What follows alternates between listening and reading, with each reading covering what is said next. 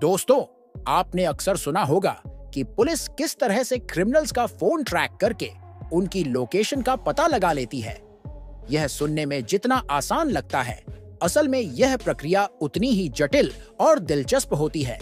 कई बार जब हमारा मोबाइल फोन खो जाता है या चोरी हो जाता है, तो हम पास के पुलिस थाने में जाकर इसकी शिकायत दर्ज करवाते हैं।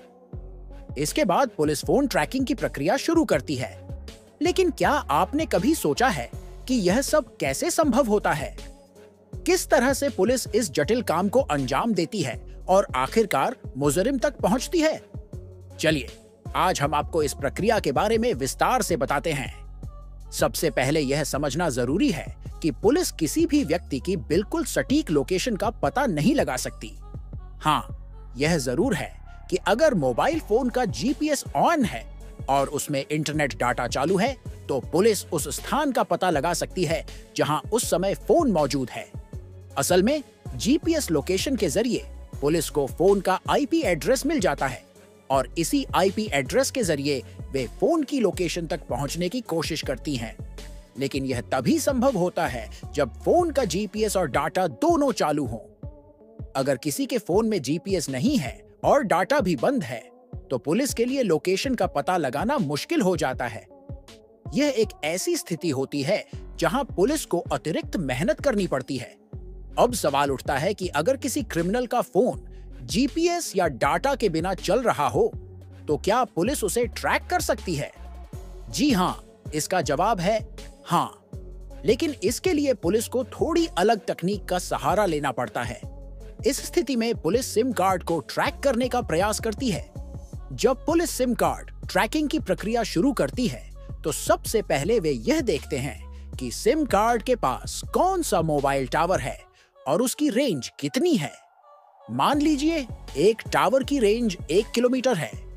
अब यह एरिया कहीं भी हो सकता है, इसलिए पुलिस को दिक्कत हो सकती है।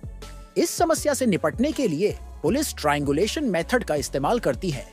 यह एक बेहद महत्वपूर्ण तकनीक है।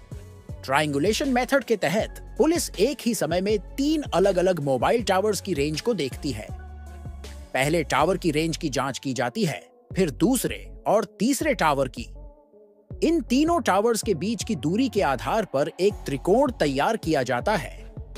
गणित के साधारण नियमों के अनुसार त्रिकोण 3 पॉइंट से बनता है।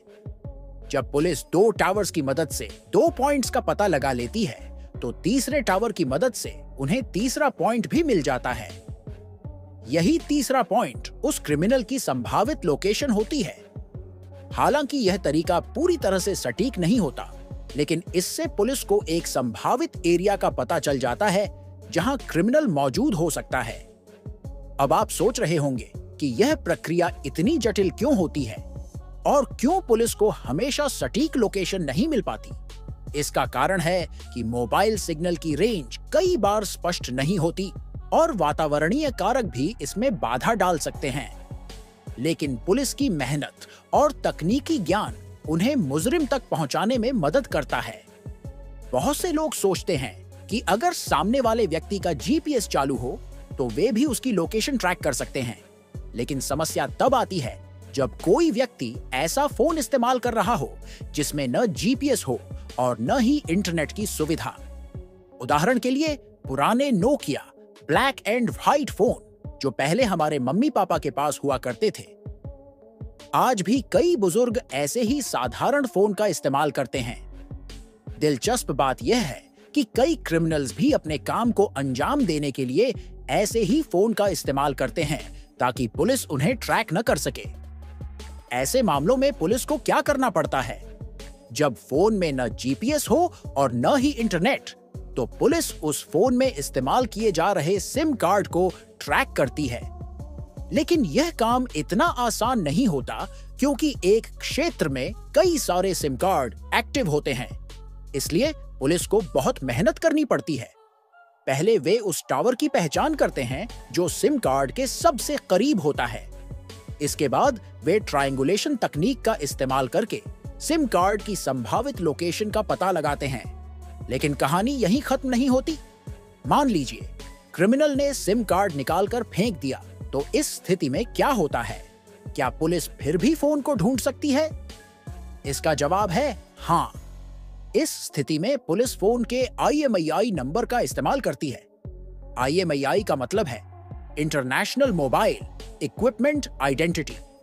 यह एक ऐसा यूनिक नंबर होता है जो हर मोबाइल फोन में होता है।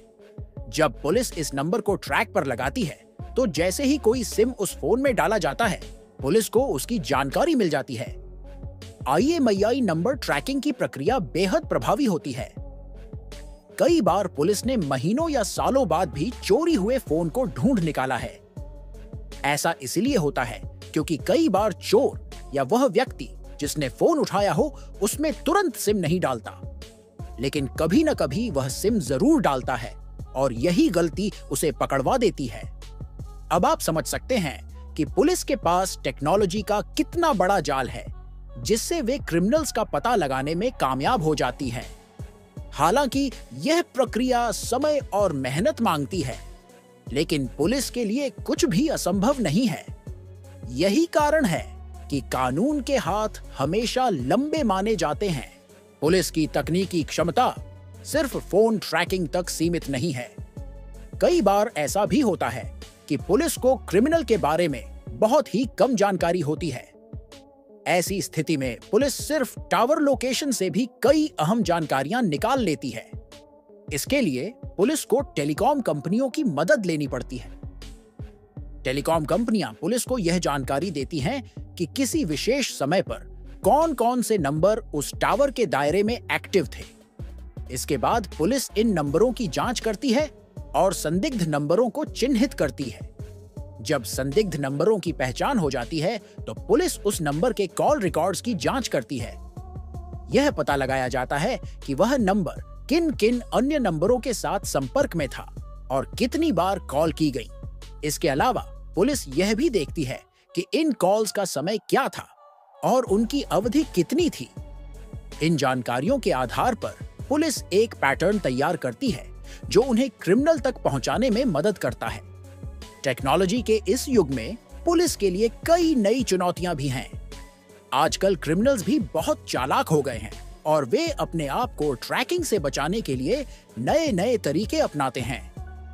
कुछ क्रिमिनल्स तो VPN वर्चुअल प्राइवेट नेटवर्क का इस्तेमाल करते हैं जिससे उनकी असली लोकेशन का पता नहीं चल पाता। इसके अलावा कई क्रिमिनल्स फेक सिम कार्ड का इस्तेमाल करते हैं जो किसी और के नाम पर रजिस्टर होते हैं। लेकिन पुलिस के पास भी इन चुनौतियों से निपटने के लिए नए-नए उपकरण और तकनीकें हैं। एक और महत्वपूर्ण पहलू है सोशल मीडिया का। आज के समय में ज्यादातर लोग सोशल मीडिया पर एक्टिव रहते हैं। पुलिस कई बार सोशल मीडिया के जरिए भी क्रिमिनल्स का पता लगाती है। जब कोई व्यक्ति किसी पोस्ट या मैसेज के जरिए अपनी लोकेशन का संकेत देता है, तो पुलिस उस जानकारी का इस्तेमाल करके उसकी लोकेशन तक पहुंच जाती है। तो दोस्तों, अगर आपका मोबाइल फोन कभी खो जाए या चोरी हो जाए तो घबराने की जरूरत नहीं है। पुलिस की तकनीकी विशेषज्ञता और उनकी मेहनत आपके फोन को वापस लाने में मदद कर सकती है। बस एक बात का ध्यान रखें कि अपने फोन का IMEI नंबर हमेशा नोट करके रखें। यही नंबर आपके फोन को ढूंढने में पुलिस की मदद करता है। इसके अलावा हमेशा यह सुनिश्चित करें कि आपके फोन में GPS और डाटा चालू हो ताकि ट्रैकिंग में आसानी हो। उम्मीद है कि आपको इस जानकारी से काफी कुछ सीखने को मिला होगा। अगर आपको हमारी यह जानकारी पसंद आई हो तो हमें जरूर बताइए और इसी तरह की रोचक जानकारियों के लिए हमारे चैनल को सब्सक्राइब करना जरूर कर लेना।